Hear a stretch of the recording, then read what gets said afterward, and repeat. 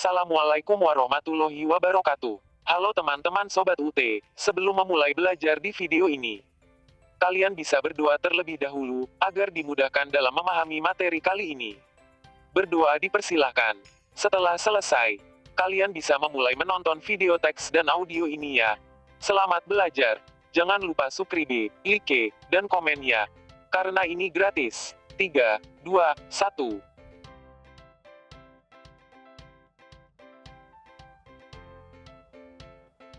Filsafat Hukum dan Etika Profesi. Modul 8. Kegiatan belajar 1.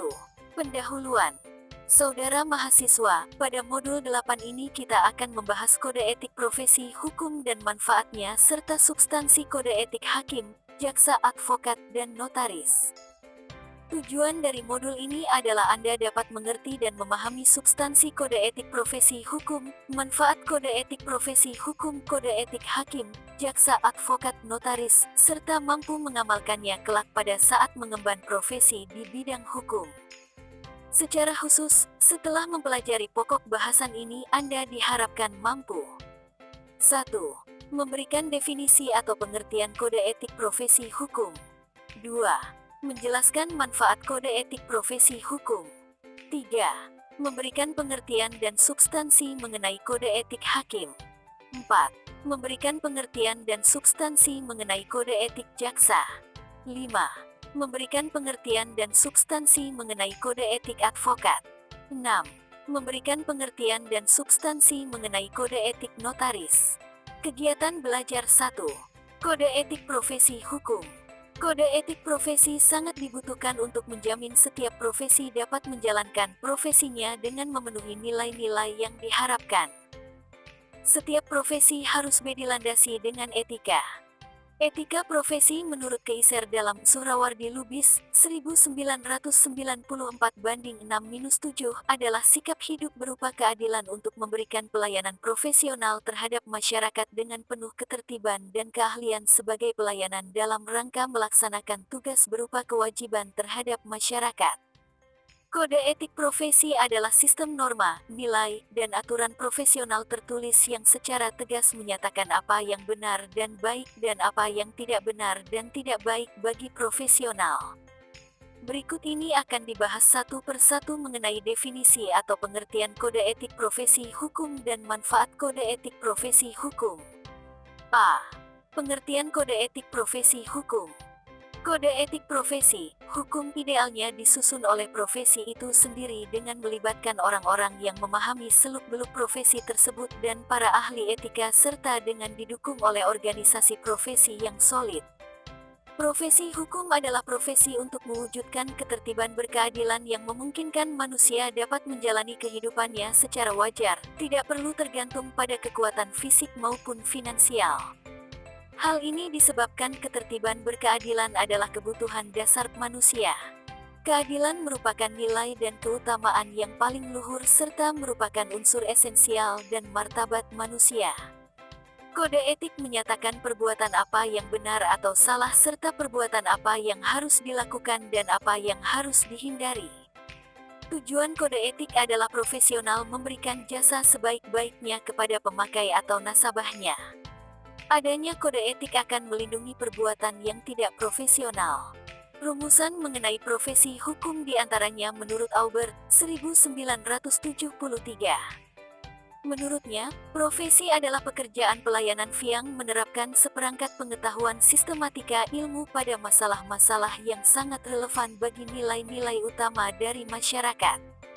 Sementara itu Sumarsono, 1999, menjelaskan bahwa profesi adalah sebuah jabatan atau sebutan saat orang yang menyandangnya mempunyai pengetahuan khusus yang diperolehnya melalui training, pengalaman lain, atau bahkan diperoleh melalui keduanya sehingga penyandang profesi dapat membimbing, memberi nasihat, saran, atau juga melayani orang lain dalam HKUM 4103, Modul bidangnya sendiri dengan lebih baik apabila dibandingkan dengan warga masyarakat lain pada umumnya.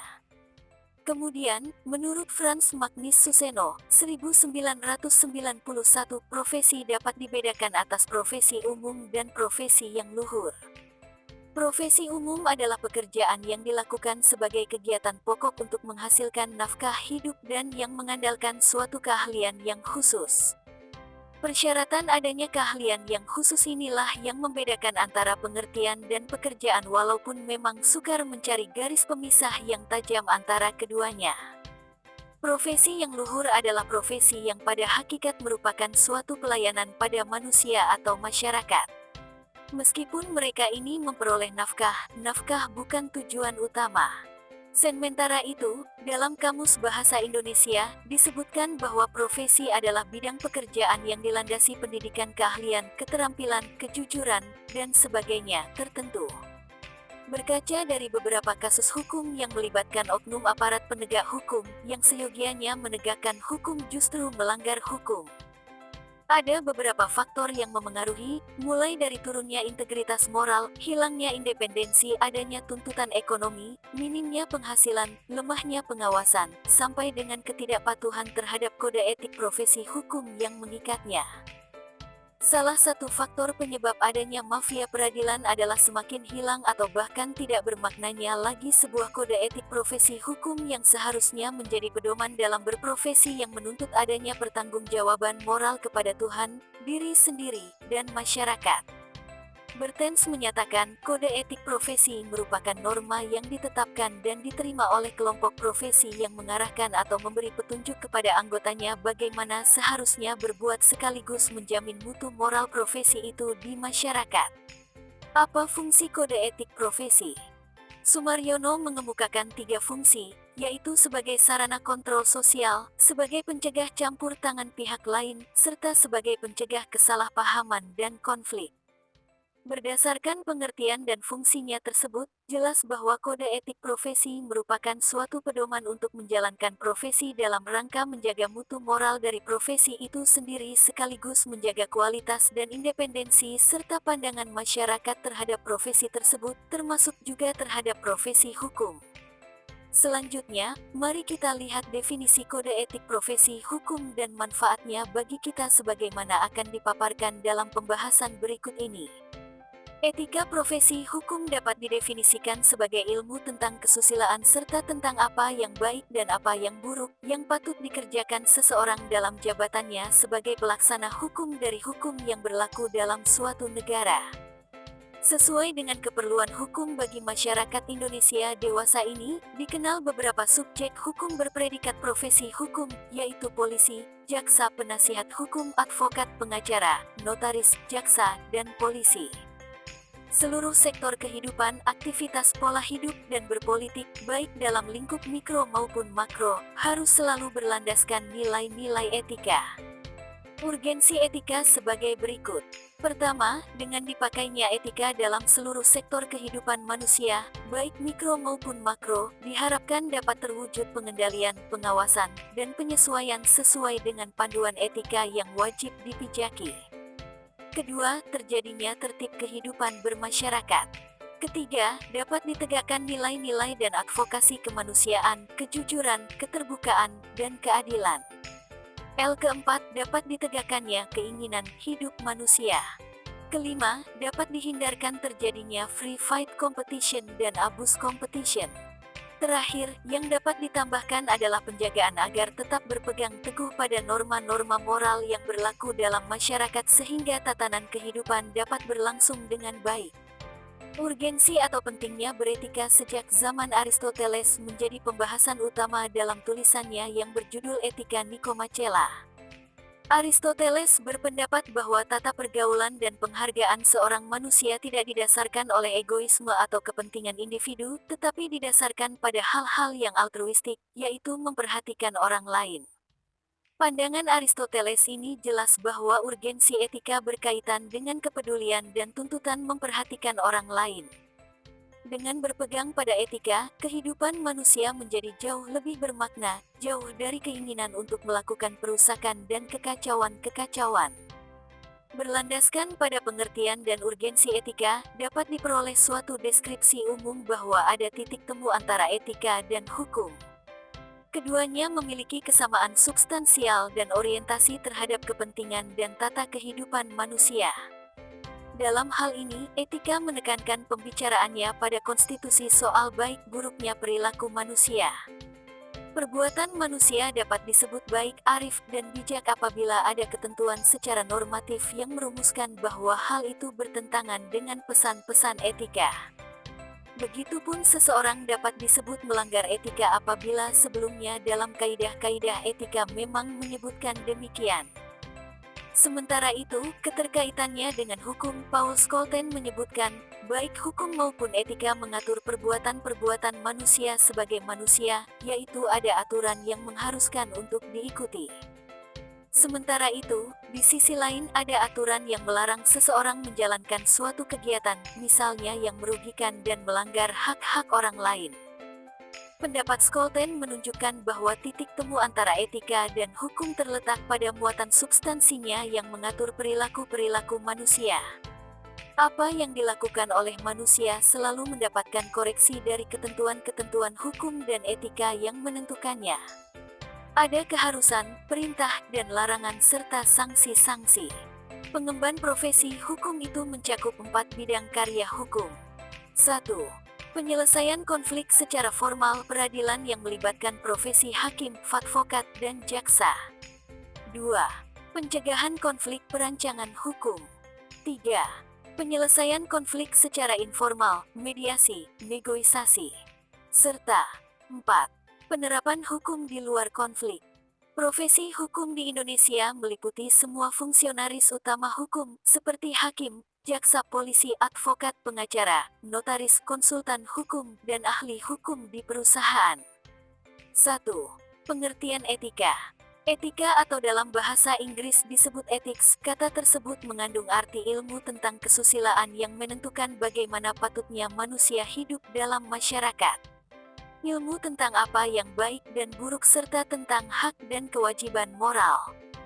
Kumpulan asas atau nilai yang berkenaan dengan akhlak, serta nilai mengenai benar dan salah yang dianut suatu golongan atau masyarakat. Secara etimologis, etika berasal dari bahasa Yunani kuno ethos, yang berarti kebiasaan adat, akhlak, watak, perasaan, dan sikap. Aristoteles adalah filsuf pertama yang berbicara tentang etika secara kritis, reflektif, dan komprehensif. Aristoteles pula filsuf pertama yang menempatkan etika sebagai cabang filsafat tersendiri. Aristoteles dalam konteks ini lebih menyoal hidup yang baik dan bagaimana pula mencapai hidup yang baik itu, yakni hidup yang bermutu, bermakna ketika manusia itu mencapai apa yang menjadi tujuan hidupnya. Menurut Aristoteles, apa yang mencapai tujuan hidupnya berarti manusia itu mencapai dirinya sepenuh-penuhnya. Manusia ingin meraih apa yang disebut nilai, value, dan yang menjadi tujuan akhir hidup manusia adalah kebahagiaan, eudaimonia. Perilaku menjadi objek pembahasan etika karena dalam perilaku manusia menampakkan berbagai model pilihan atau keputusan yang masuk dalam standar penilaian atau evaluasi, apakah perilaku itu mengandung kemanfaatan atau kerugian, baik bagi dirinya maupun bagi orang lain. 2. Fungsi etika. Pada era modernisasi dengan segala kecanggihan yang membawa perubahan dan pengaruh terhadap nilai-nilai moral, berbagai pandangan ideologi menawarkan menjadi penuntun hidup tentang bagaimana harus hidup dan tentunya kita hidup dalam masyarakat yang semakin pluralistis dalam bidang moral sehingga bingung harus mengikuti moralitas yang mana. Untuk itu, sampailah pada suatu fungsi utama etika, sebagaimana disebutkan Magnus Suseno, 1991-15, yaitu untuk membantu kita mencari orientasi secara kritis dalam berhadapan dengan moralitas yang membingungkan. 3. Pengertian profesi. Profesi dalam Kamus Besar Bahasa Indonesia adalah bidang pekerjaan yang dilandasi pendidikan keahlian, keterampilan, kejuruan, dan sebagainya tertentu. Jenis profesi yang dikenal antara lain adalah profesi hukum, profesi bisnis, profesi kedokteran, dan profesi pendidikan, guru. Menurut Budi Santoso, ciri-ciri profesi. A. Suatu bidang yang terorganisasi tanda kurang lebih dari jenis intelektual yang terus-menerus dan berkembang dan diperluas. B. Suatu teknis intelektual. C. Penerapan praktis dari teknis intelektual pada urusan praktis. B. Suatu periode panjang untuk suatu pelatihan dan sertifikasi. E. Beberapa standar dan pernyataan tentang etika yang dapat diselenggarakan. F. Kemampuan memberi kepemimpinan pada profesi sendiri. G. Asosiasi dari anggota-anggota profesi yang menjadi suatu kelompok yang akrab. J. Dengan kualitas komunikasi yang tinggi antar anggota. Pengakuan sebagai profesi. K. Perhatian yang profesional terhadap penggunaan yang bertanggung jawab dari pekerjaan profesi. 1. Hubungan erat dengan profesi lain. 4. Etika profesi. Etika profesi adalah bagian dari etika sosial, yaitu filsafat atau pemikiran kritis rasional tentang kewajiban dan tanggung jawab manusia sebagian anggota umat manusia. Magnus Suseno et al. 1991-9. Untuk melaksanakan profesi yang luhur itu secara baik, dituntut moralitas yang tinggi dari pelakunya. Magnus Suseno et al. 1991-75. 3 ciri moralitas yang tinggi itu sebagai berikut. A. Berani berbuat dengan bertekad untuk bertindak sesuai dengan tuntutan profesi. B. Sadar akan kewajibannya. C. Memiliki idealisme yang tinggi. 5. Profesi hukum. Profesi hukum adalah profesi yang melekat pada dan dilaksanakan oleh aparatur hukum dalam suatu pemerintahan suatu negara. CST. Kansil 2003/8. Profesi hukum dari aparatur hukum negara Republik Indonesia dewasa ini diatur dalam Ketetapan MPRI MPR 1993 tentang garis-garis besar haluan negara.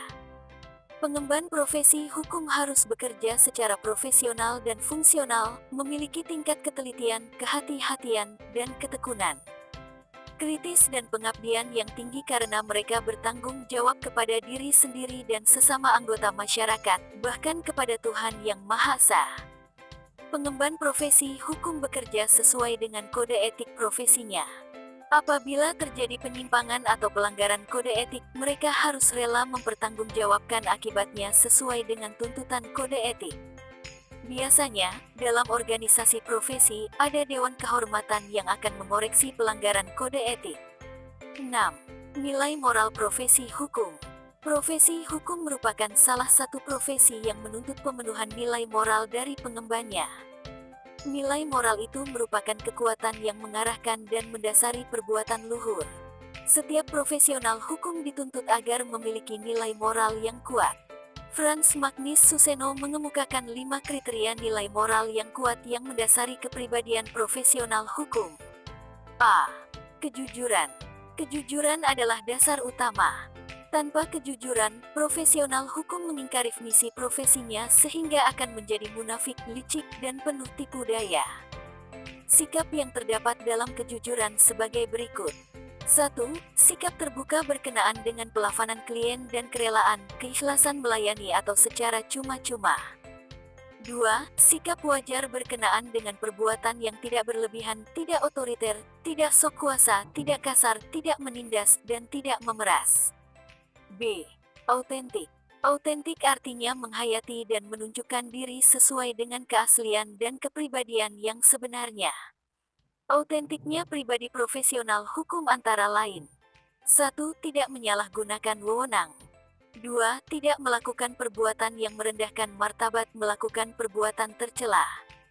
3. Mendahulukan kepentingan klien. 4. Berani berinisiatif dan berbuat sendiri dengan bijaksana serta tidak semata-mata menunggu atasan. 5. Tidak mengisolasi diri dari pergaulan sosial. C. Bertanggung jawab. Dalam menjalankan tugasnya, profesional hukum wajib bertanggung jawab terhadap 1. Kesediaan melakukan dengan sebaik mungkin tugas apa saja yang termasuk lingkup profesinya. 2. Bertindak secara proporsional, tanpa membedakan perkara bayaran dan perkara cuma-cuma prodeo. 3. Kesediaan memberikan laporan pertanggungjawaban atas pelaksanaan kewajibannya. B. Kemandirian moral. Kemandirian moral artinya tidak mudah terpengaruh atau tidak mudah mengikuti pandangan moral yang terjadi di sekitarnya, melainkan membentuk penilaian dan mempunyai pendirian sendiri. Mandiri secara moral berarti tidak dapat dibeli oleh pendapat mayoritas, tidak terpengaruhi oleh pertimbangan untung rugi pamrih, serta penyesuaian diri dengan nilai kesusilaan dan agama. B. Keberanian moral. Keberanian moral adalah kesetiaan terhadap suara hati nurani yang menyatakan kesediaan untuk menanggung risiko konflik. Keberanian tersebut antara lain: 1. Menolak segala bentuk korupsi, kolusi, suap, dan pungli. 2. Menolak segala bentuk cara penyelesaian melalui jalan belakang yang tidak sah. 7. Etika profesi hukum. Dari hasil urajan di atas dapat kita rumuskan tentang pengertian etika profesi hukum, yaitu ilmu tentang kesusilaan, tentang apa yang baik dan apa yang buruk, serta yang patut dikerjakan seseorang dalam jabatannya sebagai pelaksana hukum dari hukum yang berlaku dalam suatu negara. Sesuai dengan keperluan hukum bagi masyarakat Indonesia dewasa ini, dikenal beberapa subjek hukum berpredikat profesi hukum, yaitu polisi, jaksa, penasihat hukum, advokat, pengacara, notaris, jaksa, dan polisi. Seluruh sektor kehidupan, aktivitas pola hidup, dan berpolitik, baik dalam lingkup mikro maupun makro, harus selalu berlandaskan nilai-nilai etika. Urgensi etika sebagai berikut. Pertama, dengan dipakainya etika dalam seluruh sektor kehidupan manusia, baik mikro maupun makro, diharapkan dapat terwujud pengendalian, pengawasan, dan penyesuaian sesuai dengan panduan etika yang wajib dipijaki. Kedua, terjadinya tertib kehidupan bermasyarakat. Ketiga, dapat ditegakkan nilai-nilai dan advokasi kemanusiaan, kejujuran, keterbukaan, dan keadilan. Keempat, dapat ditegakkannya keinginan hidup manusia. Kelima, dapat dihindarkan terjadinya free fight competition dan abuse competition. Terakhir, yang dapat ditambahkan adalah penjagaan agar tetap berpegang teguh pada norma-norma moral yang berlaku dalam masyarakat sehingga tatanan kehidupan dapat berlangsung dengan baik. Urgensi atau pentingnya beretika sejak zaman Aristoteles menjadi pembahasan utama dengan tulisannya yang berjudul Etika Nikomachela. Aristoteles berpendapat bahwa tata pergaulan dan penghargaan seorang manusia tidak didasarkan oleh egoisme atau kepentingan individu, tetapi didasarkan pada hal-hal yang altruistik, yaitu memperhatikan orang lain. Pandangan Aristoteles ini jelas bahwa urgensi etika berkaitan dengan kepedulian dan tuntutan memperhatikan orang lain. Dengan berpegang pada etika, kehidupan manusia menjadi jauh lebih bermakna dan jauh dari keinginan untuk melakukan perusakan dan kekacauan-kekacauan.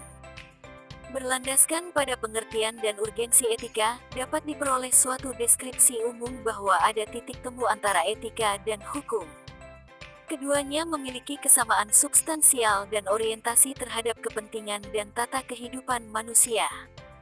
Dalam hal ini, etika menekankan pembicaraannya pada konstitusi soal baik buruknya perilaku manusia. Perbuatan manusia dapat disebut baik, arif, dan bijak apabila ada ketentuan secara normatif yang merumuskan bahwa hal itu bertentangan dengan pesan-pesan etika. Begitupun seseorang dapat disebut melanggar etika apabila sebelumnya dalam kaidah-kaidah etika memang menyebutkan demikian. Sementara itu, keterkaitannya dengan hukum, Paul Scholten menyebutkan, baik hukum maupun etika mengatur perbuatan-perbuatan manusia sebagai manusia, yaitu ada aturan yang mengharuskan untuk diikuti, sedangkan di sisi lain ada aturan yang melarang seseorang menjalankan suatu kegiatan, misalnya yang merugikan dan melanggar hak-hak orang lain. Pendapat Scholten menunjukkan bahwa titik temu antara etika dan hukum terletak pada muatan substansinya yang mengatur perilaku-perilaku manusia. Apa yang dilakukan oleh manusia selalu mendapatkan koreksi dari ketentuan-ketentuan hukum dan etika yang menentukannya. Ada keharusan, perintah dan larangan, serta sanksi-sanksi. B.